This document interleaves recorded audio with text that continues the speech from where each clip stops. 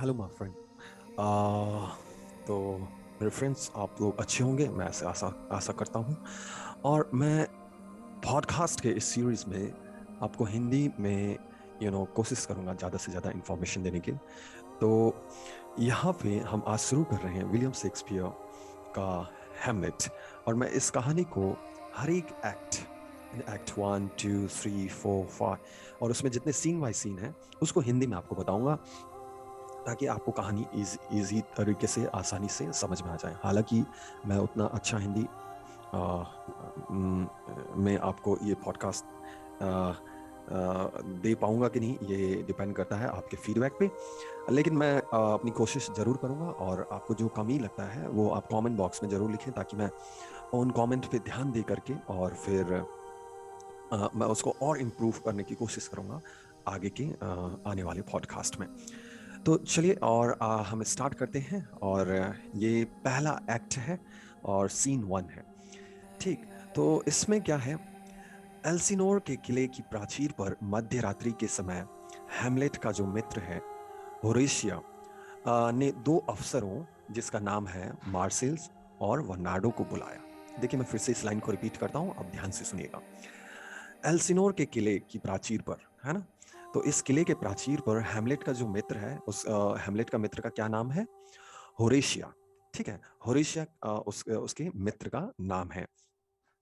और जो होरेशिया है उसने क्या किया? उसने यदि आप स्पेलिंग की बात करें तो HORATIO, है ना? होरेशिया कौन है? हैमलेट का मित्र है।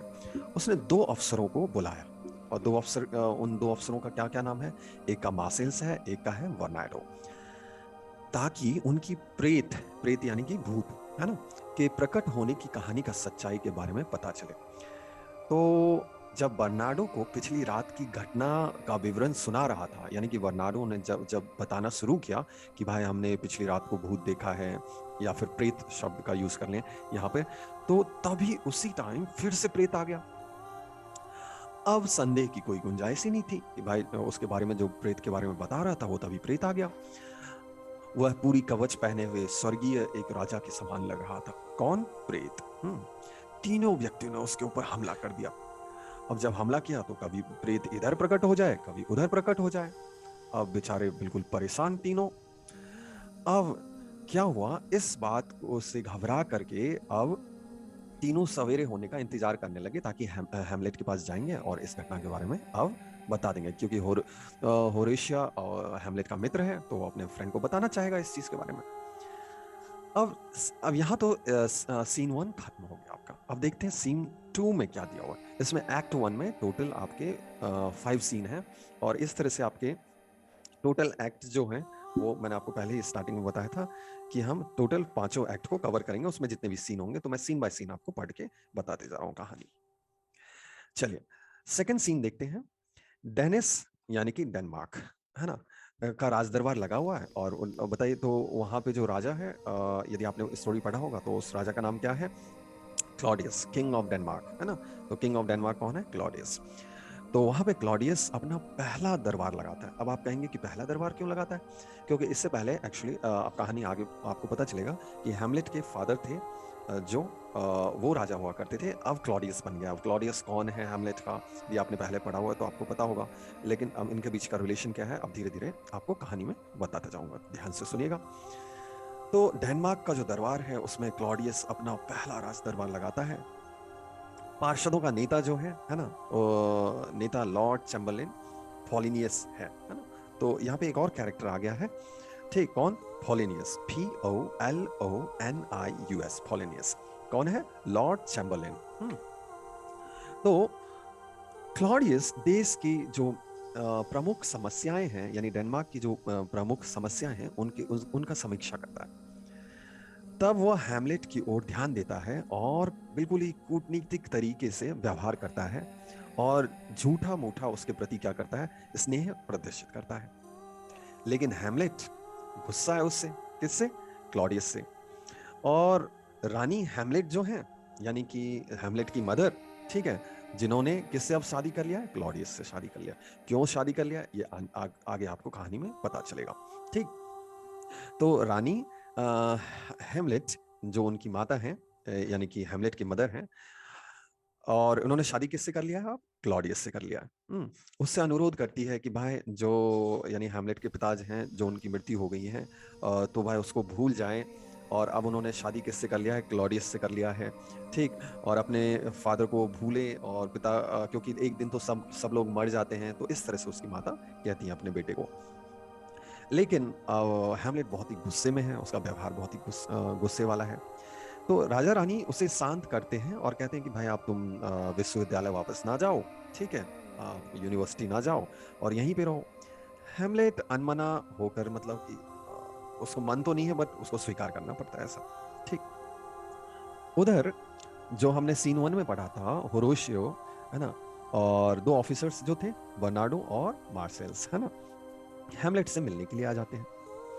और होरेशियो जो उसका फ्रेंड है, उससे उसके पिता के प्रेत के प्रकट होने की घटना बताता है।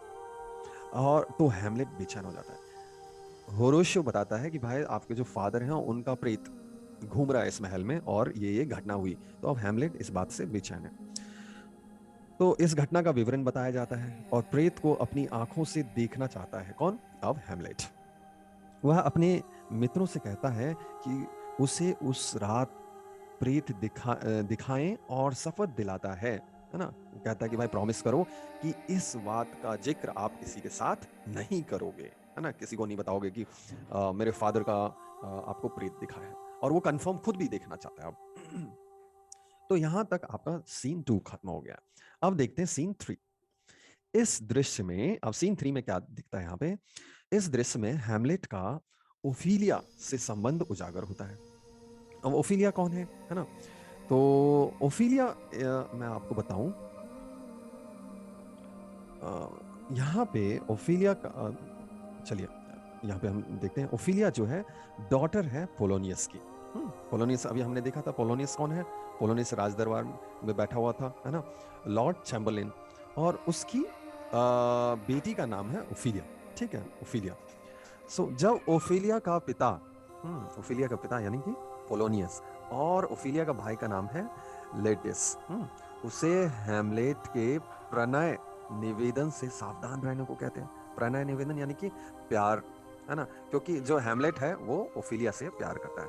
तो भाई ये जो पिता पुत्र हैं, वो सावधान करते हैं ओफिलिया को कि भाई उसके चक्कर में ना आए। लेटिस को ओफिलिया के प्रति हैमलेट के प्यार पर विश्वास नहीं है। यानी उसके भाई को ओफिलिया के प्रति हैमलेट का प्यार पर कोई भी विश्वास नहीं है। ठीक। वह उसके प्यार को केवल एक राजकुमार का खेल मानता है। ओफिलिया विनम्रता से अपने भाई की चेतावनी को स्वीकार करती है, और उसे विश्वास दिलाती है कि उसकी सीख को अपने हृदय का प्रहरी बनाकर रखेगी। कि भाई मतलब जो उसके भाई ने बोला है उसको बिल्कुल ध्यान में रखेगी, और उसको बिल्कुल हमेशा याद रखेगी। उधर पोलोनियस, ओ यानी कि उसका फादर, ठीक, पोलोनियस पुत्री को आदेश देता है कि हैमलेट से मिलना कम कर दे, और धीरे धीरे स्वयं को उसे पूर्ण तरह आजाद कर ले। ठीक। ओफिलिया पालतू मेमने की भांति केवल इतना ही उत्तर देती है कि मैं आपकी आज्ञा का पालन करूंगी। ठीक। तो अभी आपको ये सीन 3 में जो हैमलेट हैं और ओफिलिया के रिलेशनशिप के बारे में पता चला। और ओफिलिया किसकी बेटी है? पोलोनियस, ये पता चल गया। और उसके भाई का नाम क्या है? लेटिस। चलिए अब आगे बढ़ते हैं सीन 4 और 5, है ना, एक्ट 1 में।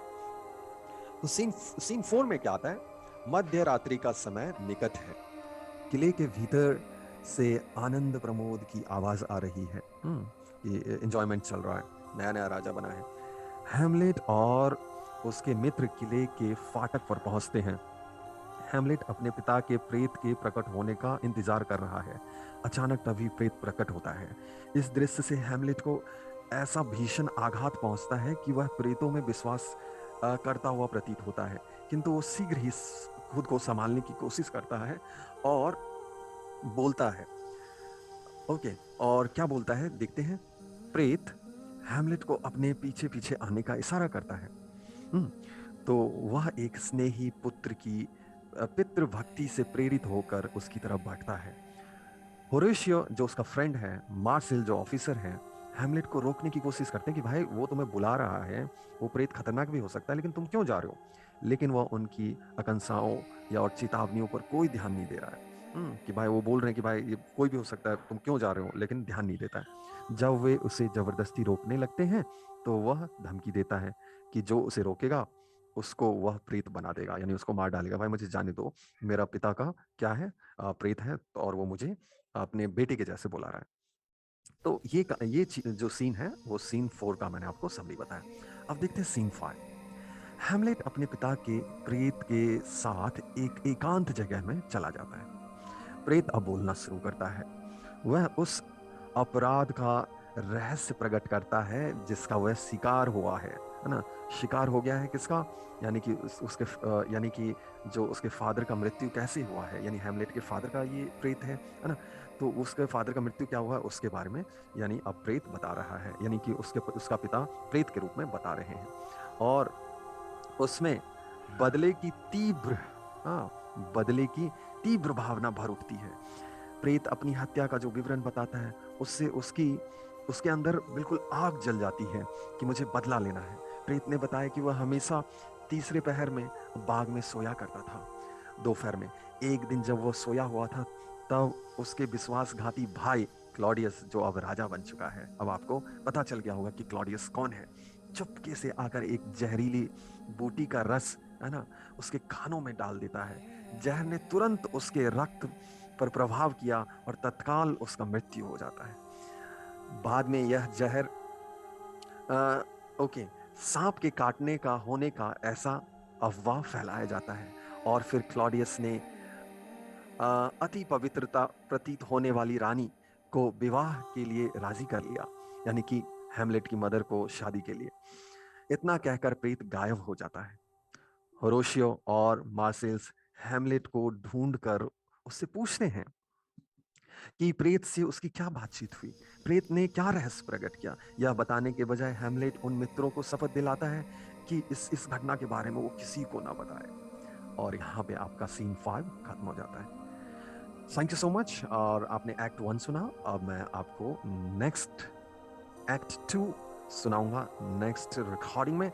तो इस रिकॉर्डिंग में आपको क्या कमी लगी वो ज़रूर मुझे बताएं, ताकि मैं उस चीज़ को आने वाले पॉडकास्ट में उसको इम्प्रूव करूंगा। Thank you so much. Have a nice time.